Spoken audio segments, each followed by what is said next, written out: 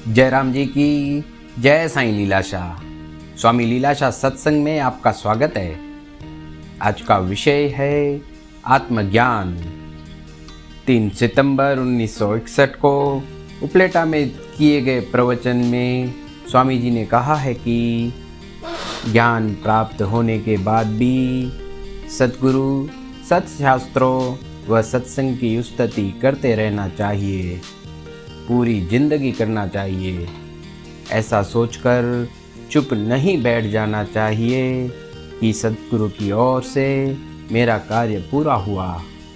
जो जानने योग्य वस्तु थी वह मैंने जान ली। आत्मा द्वारा हम सब एक हैं, बाकी शरीर के कारण गुरु, शास्त्र व सत्संग की सेवा तथा स्तुति करते रहना चाहिए। एक गुरु को ही अपना सच्चा मित्र मानकर तन मन धन द्वारा शक्ति अनुसार उसकी सेवा करते रहना चाहिए, क्योंकि गुरु की कृपा से जन्म मरण के बंधन से छूटकर पूर्ण आनंद की चोटी पर पहुँचे हैं। जयराम जी की। अरे तुम वही ज्योति हो, तुम स्वयं सत्य आनंद रूप हो। तुम ये जो देख रहे हो वह सब बुदबुदे के समान है, जो वास्तव में है ही नहीं। जो बुदबुदा तुमसे निकलकर तुम्हें प्रतीत हो रहा है वह वास्तव में स्वप्न की भांति झूठा है, जगत बना ही नहीं है। आप कहोगे कि स्वामी जी इसे तो हम देख रहे हैं। ऐसे तो स्वप्न में भी तुम सभी पदार्थों को देख रहे थे, पर जब नींद खुलती है तो कहते हो कि अरे वे सब तो झूठे थे, जो स्वप्न में सत्य प्रतीत हो रहे थे। जागने पर मालूम हुआ कि ये सब कल्पित हैं, वास्तव में है ही नहीं, न थे और न होंगे। वैसे अपने को जाने।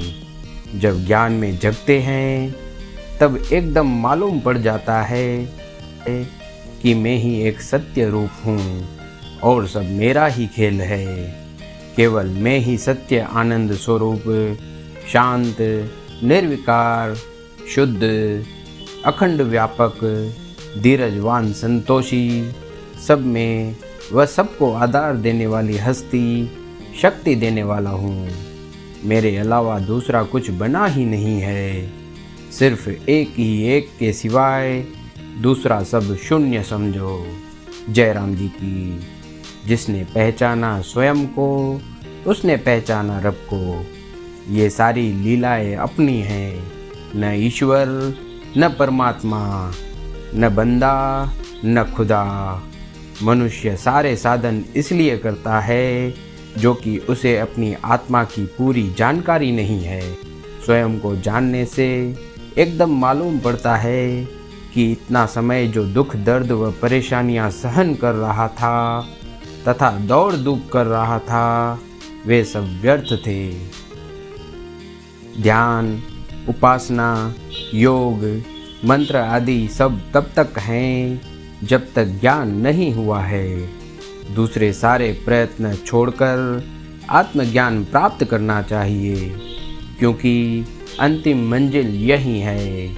ऐसा नहीं कहना चाहिए कि मैं तो 2-3 जन्म लेकर फिर ज्ञान प्राप्त करूँगा।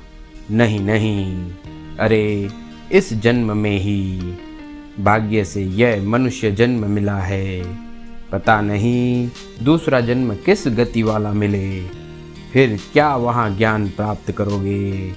नहीं नहीं, अतः अभी ही तैयार हो जाओ। जैसे हर रोज़ दूसरे आवश्यक कार्य करना जरूरी है, वैसे सब कार्यों में आत्मज्ञान को प्रथम मानकर रोज नियम पूर्वक शास्त्रों का अभ्यास करते रहना चाहिए। जयराम जी की जय साईं लीलाशाह।